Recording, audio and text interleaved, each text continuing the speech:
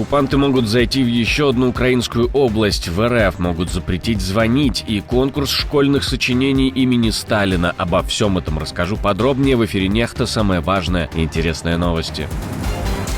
Кто хочет предложить площадку для мирных переговоров? Путин упразднил Ростов, но разрешил талибов. Почему грузинскому олигарху теперь придется переживать о своих деньгах?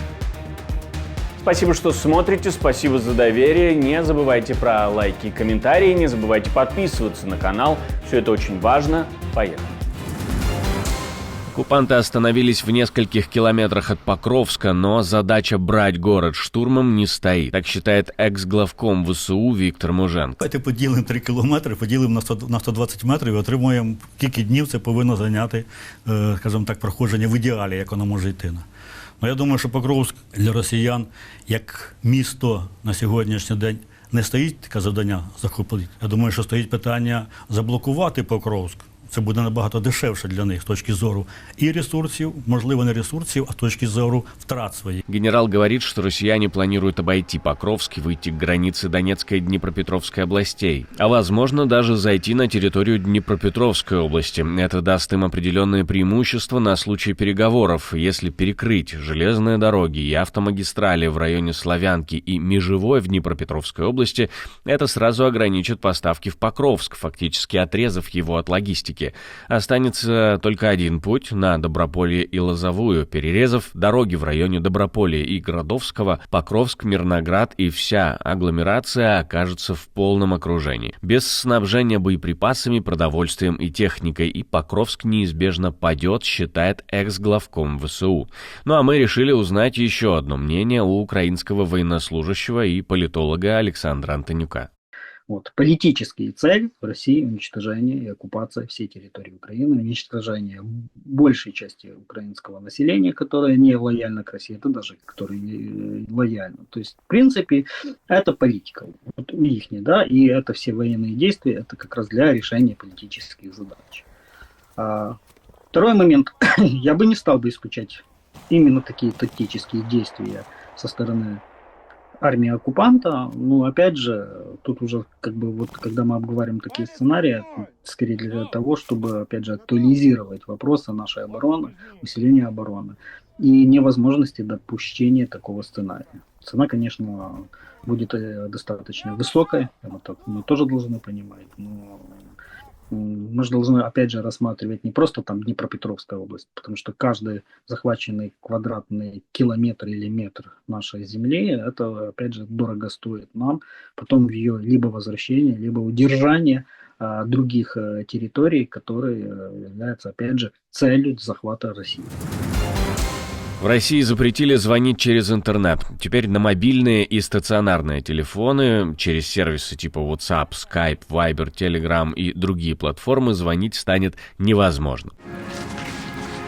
Тем временем в Европе тоже нововведения, и касаются они тоже телефонов. Больше никаких танцев с кабелями, все новые смартфоны и гаджеты должны быть с разъемом USB-C. Это касается мобильных телефонов, планшетов, наушников, приставок игровых, клавиатур, мышек и других устройств. Исключения пока оставили только для портативных компьютеров и миниатюрных устройств вроде смарт-часов, где USB-C просто физически не помещается. Зачем это нужно? Нужно за тем, чтобы пользователям больше не пришлось покупать отдельные зарядки для каждого гаджета, меньше отходов от старых кабелей и зарядных устройств, и это снижает добычу сырья и выбросов СО2 благодаря упрощенному производству.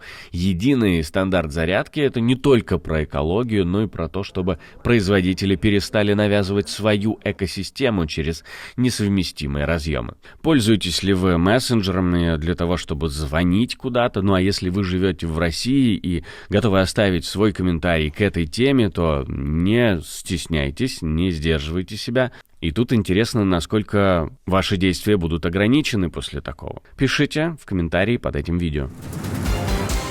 Словакия может стать площадкой для переговоров. Местное издание STVR сообщило, что Словакия якобы выступила с предложением предоставить свою территорию для проведения возможных переговоров. По словам министра иностранных дел Словакии, Владимир Путин выразил готовность рассмотреть такую возможность. Нет, это не единственное предложение. Разумеется, речь может зайти о странах, которые занимают нейтральную позицию и находятся в равнозначном диалоге как с Киевом, так и с Москвой.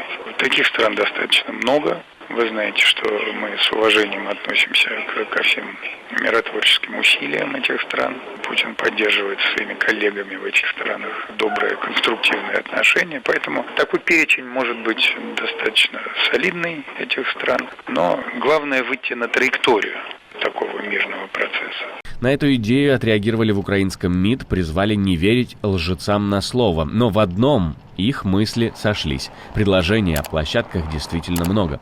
Может ли хоть какая-то из этих площадок быть задействована в мирном процессе, мы спросили у политолога Александра Антонюка. Когда Россия не готова и не хочет никаких мирных переговоров. Они, опять же, как и в Минском процессе, пытаются создать иллюзию о том, что они готовы на что-то, вот их условия, их ультиматума, а все, что не входит именно в зону озвученных их нарративов или тезисов, это является деструктивом, и таким образом, даже благодаря и руками Фица, они хотят создать иллюзию, в том числе условно колеблющих стран или граждан, естественно, потом их политического истеблишмента, в том, что Украина не договороспособна, и именно Украина срывает любые попытки сесть или организовать стол переговоров. Такие голоса, к сожалению, уже появляются и в самой Украине, то есть, причем иногда это звучат из лагеря патриотических политических сил, что меня очень сильно удивляет. Поэтому, если такие позиции обговариваются или озвучиваются на Западе, то это для меня является очевидным, но, естественно, я тоже это ставлю под не то что сомнение, я ставлю это как некую угрозу. Путин переименовал Ростов. Такого города больше нет. Теперь он называется Ростов-Великий. Это не про Ростов-на-Дону, про Ростов в Ярославской области. Это очень нужное нововведение. Идет оно вместе с другим законом в пакете, который Путин тоже подписал. Теперь добровольцам грозит уголовная ответственность за преступления против военной службы. Подписанные законы расширяют список преступлений, за которые можно получить максимальные сроки.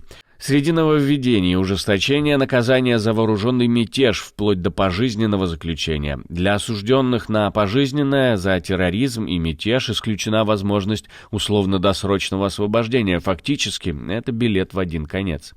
Введена уголовная ответственность для иностранцев, которые якобы помогают противнику, до 15 лет тюрьмы. Как это трактовать, непонятно, а как это будут трактовать, как раз довольно ясно, максимально широко, как и все подобные законы в РФ. Но вместе с тем, теперь в России можно исключать организации из списков террористических, теперь можно более официально дружить с Талибаном. Все, как Путин подписал. Наша команда существует благодаря вам. Поддержите ее, чтобы мы могли продолжать нашу работу. Американский Минфин объявил о введении санкций против Бензины Иванишвили, олигарха и основателя правящей партии Грузии «Грузинская мечта» и «Демократическая Грузия». Санкции связаны с его предполагаемыми действиями, угрожающими демократии и стабильности в стране. США считают, что Иванишвили использует свои политические и экономические рычаги для подрыва независимости Грузии и сближения страны с Россией. Когда они санкцируют полицейских судей, у которых никаких денег за границей нету, то, наверное, это более носит символическое значение. А для Иванишвили это огромное практическое значение. И мы знаем, насколько он жаден и насколько он заботится о своих деньгах. Так что это очень важный шаг. Иванишвили долгое время оставался серым кардиналом грузинской политики, несмотря на официальное завершение своей карьеры. Его влияние на правительство критикуется как внутри страны, так и за ее пределами. К тому же издание «Бильд» публикует интервью с одним из грузинских силовиков, уволившимся с работы после начала протестов, который говорит, что все приказы относительно действий полиции приходят непосредственно из Москвы. Конкурс школьных сочинений про Сталина пройдет в Чувашии. Местное отделение КПРФ запустило такой конкурс. Учащиеся с 5 по 11 класс должны поразмышлять о вкладе советского генсека в победу в Великой Отечественной войне и по замыслу организаторов воспитать в себе патриотизм через призму сталинского наследия. Конкурс завершится в феврале 25-го. Условия участия — это уровень оригинальности сочинения должен быть не менее 75%. Это не первый случай. Несколько дней назад в Иркутске дети рисовали портреты Сталина, читали стихи и пели гимн СССР на мероприятии, организованном обществом «Наш Сталин». На фоне таких инициатив возникает закономерный вопрос: неужели роль Сталина — единственная доступная школьникам тема для изучения истории и патриотического воспитания? О массовых репрессиях, депортациях и миллионах жертв сталинской эпохи, похоже, говорить не планируют. Имя Сталин в веках будет жить, будет реять оно над землей. Имя Сталин будет светить вечным солнцем и вечной звездой.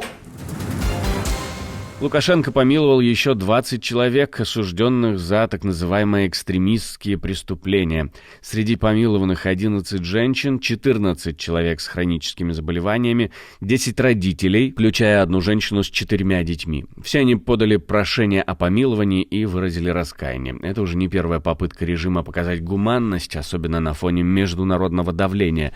Но вопрос остается открытым: был ли это реальный акт милосердия или очередной жест, чтобы размыть критику в адрес репрессивной политики властей? Ведь за решеткой остаются сотни политзаключенных, обвиненных по надуманным статьям.